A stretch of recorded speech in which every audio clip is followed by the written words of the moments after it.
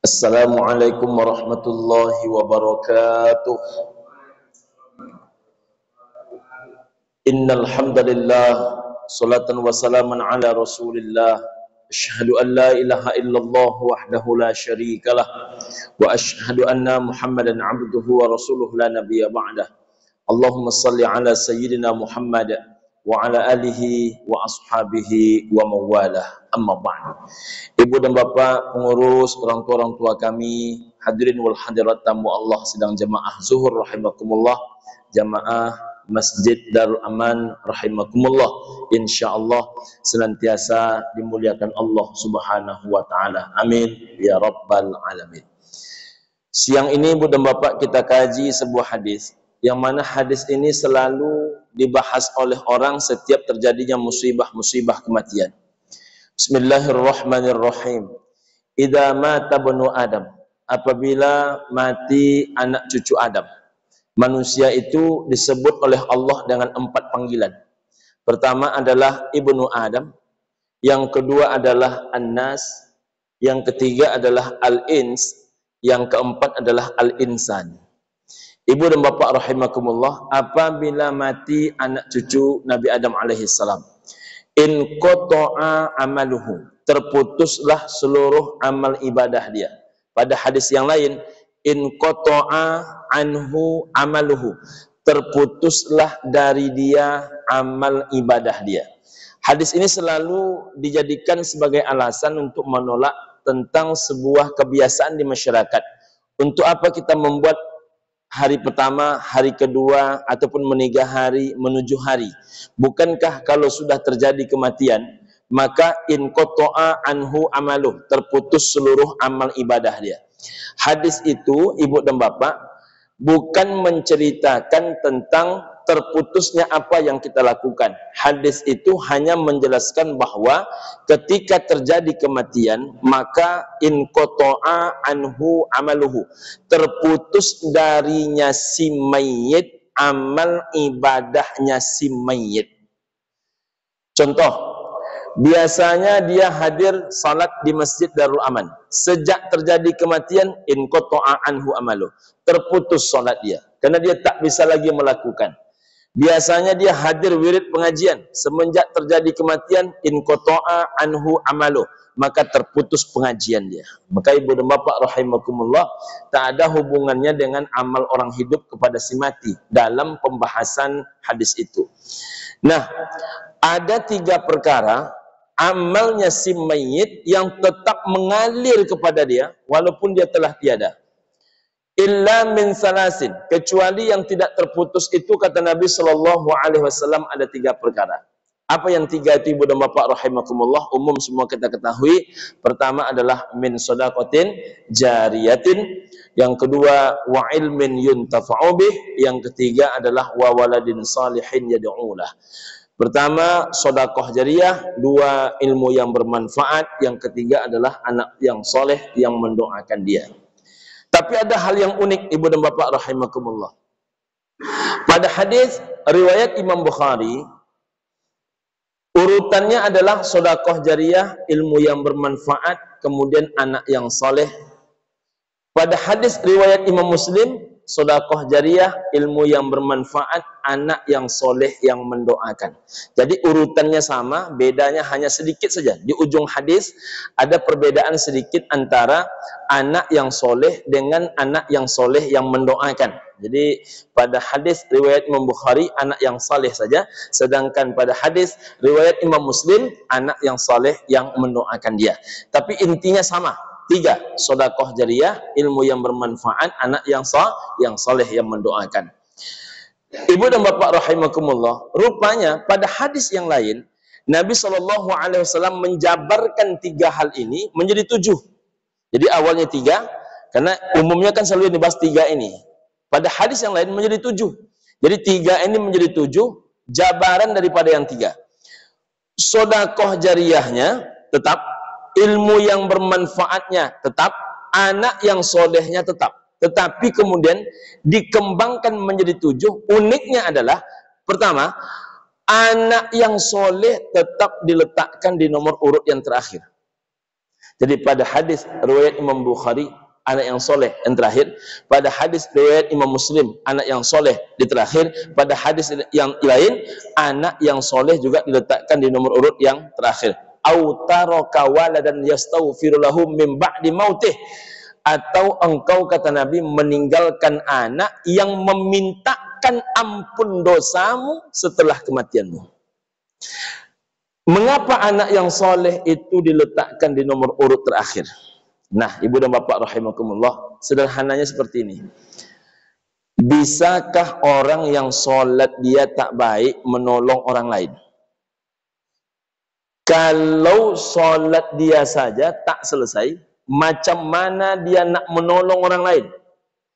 Bisakah orang yang mendoakan diri dia sendiri pun tak selesai? Bisa tidak dia mendoakan orang tuanya? Kalau untuk mendoakan dirinya tak selesai, macam mana dia nak mendoakan kedua orang tuanya? Artinya, kalau anak itu saleh, alhamdulillah.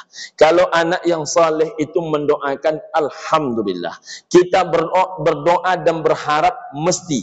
Tapi kata orang-orang bijak, ibu dan bapak rahimakumullah, semakin besar harapan kepada makhluk, maka siapkan hati untuk kecewa. Jadi ibu dan bapak rahimakumullah, anak yang soleh itu impian, kerinduan, doa semua orang.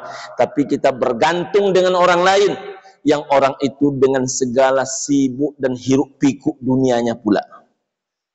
Jadi anak yang soleh ini di nomor urut yang terakhir. Tapi ilmu yang bermanfaat pada hadis pertama nomor 2, pada hadis yang kedua nomor 2, pada hadis yang ketiga justru diletakkan oleh Nabi nomor urut 1. Man 'allama ilman, orang yang mengajarkan ilmu. Ibu dan bapak rahimakumullah, orang yang mengajarkan ilmu ini apa manfaat paling dahsyatnya? Selagi ilmu itu masih digunakan orang banyak, selagi ilmu itu masih menjadi rujukan orang banyak, maka mengalir pahalanya kepada dia tanpa henti. Maka ibu dan bapak rahimakumullah, yarfa'illahu alladhina amanu minkum walladhina utul ilma darajat. Allah mengangkat derajat manusia itu hanya karena 2 hal saja. Pertama, karena amanu, iman. Yang kedua adalah utul ilma, orang-orang berilmu di antara mereka. Jadi kalau mau naik derajatnya di mata Allah, maka naikkan imannya. Yang kedua, naikkan ilmunya.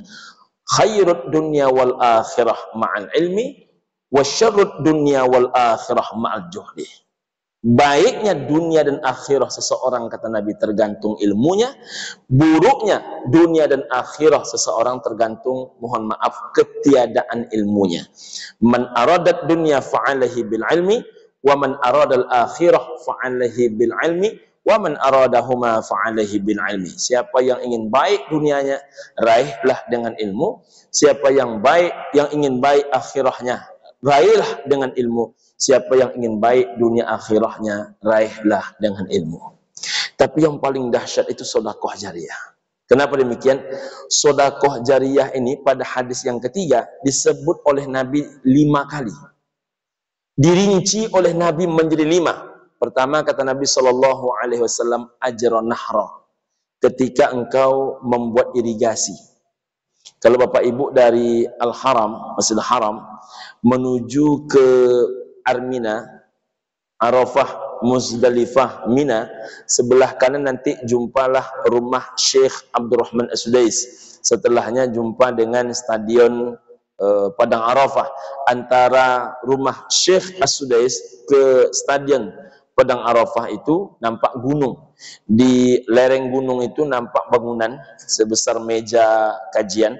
Ibu dan bapak rahimakumullah, itu mengitari seluruh gunung-gunung di Padang Arafah. Itu bangunan sebesar meja itu bangunan apa? Itu adalah irigasi yang dibuat oleh seorang perempuan namanya Ummu Huzaifah, lebih kurang 400-500 tahun yang lalu, ketika kota Mekah mengalami kemarau panjang, air tak bisa ditemukan, maka kemudian beliau buat irigasi yang mengalirkan airnya ke seluruh penjuru kota Mekah, satu provinsi. Masya Allah. Maka ini yang disebut dengan sedekah jariyah. Pertama, ajran nahra, membuat irigasi. Yang kedua, aw hafara bi'rah, membuat sumur galian. Salah satu sedekah yang paling baik adalah memberi air. Jadi air ini Ibu dan Bapak, mulai air basuh tangan, air wuduk sampai kepada air mandi, asbab munculnya bersih zahir, bersih batin, itu mengalir pahalanya tanpa henti. Makanya Ibu dan Bapak, saya himbau bagi yang punya rezeki, carilah pondok-pondok pesantren, carilah panti-panti asuhan, carilah masjid dan musalla. Kalau untuk sekedar sumur galian ini ataupun sumur bor ini tak begitu besar biayanya. Biaya paling murah 1.500.000, biaya paling mahalnya itu hanya 24 juta. Artinya banyak orang yang sanggup melakukan sebetulnya kalau mereka mau melakukan. Karena dia adalah amal ibadah yang yajri lil abdi, mengalir kepada seorang hamba Allah, ajruhunna, balasan kebaikan mereka, min ba'di mautih, daripada setelah kematiannya, wa huwa fi qabrihi, dan dia, kata Nabi, telah masuk ke dalam kuburnya. Orangnya mati, amalnya hidup. Yang ketiga, au gharasan nakhlah, orang yang menanam batang kurma, orang yang menanam kurma. Jadi batang kurma ini unik, menanamnya pun menjadi sedekah jariah. Jadi jangankan mewakafkan buahnya, jangankan memberikan buahnya, menanamnya saja itu menjadi sedekah jariah. Berbeda dengan kalau kita menanam mangga Thailand dan pohon-pohon yang lain. Jadi menanam pohon kurma ini pun ibadah. Kemudian yang keempat, kata Nabi sallallahu alaihi wasallam, au bana masjidan, membangun masjid. Bapak Ibu yang punya rezeki, bangunlah masjid. Tak sanggup, bangunlah musalla. Tak sanggup, bangunlah sebahagian barang penting di masjid. Nah, contoh di Masjid Darul Aman ada sekian tiang yang ada itu Bapak Ibu yang nanggung biayanya sendiri. Selebihnya orang banyak. Tak sanggup, salah satu tiang. Tak juga sanggup, satu leretan karpet ini, itu Bapak Ibu yang beli. Jadi jangan sampai rumah harganya ratusan juta rupiah, mobil harganya ratusan juta rupiah, tapi satu tiang masjid seumur hidup sampai mati tak pernah dibangun, ataupun satu karpet ini pun bergotong royong juga, semeter. Apa tak malu kita dengan rumah ratusan juta itu? Apa tak malu kita dengan mobil ratusan juta rupiah itu? Membeli karpet ini pun seumur hidup tak pernah satu leret ini. Nah, jadi malu kita di hadapan Allah Subhanahu wa taala. Yang terakhir, yang kelima, Ibu dan Bapak rahimakumullah, awarsa mushafan, kata Nabi, mewariskan atau menyumbangkan Al-Quran. Bapak Ibu, banyak orang yang membaca Quran yang kecil-kecil tulisan itu, Ibu dan Bapak rahimakumullah, sudah ditengok baik-baik, menyatu tulisannya, dipakai kacamata pun tak mampu menembus lagi beda tulisan yang satu dengan tulisan yang lain. Ada Al-Quran yang bagus, ada Al-Quran yang besar tulisannya, cari oleh kita, taruh saja 4, satu di pojok sana, satu di sini, satu di pojok ujung. 4 Quran itu hingga bisa orang berganti-ganti ayat dalam setiap solat sunatnya. Insya Allah mengalir pahalanya tanpa henti.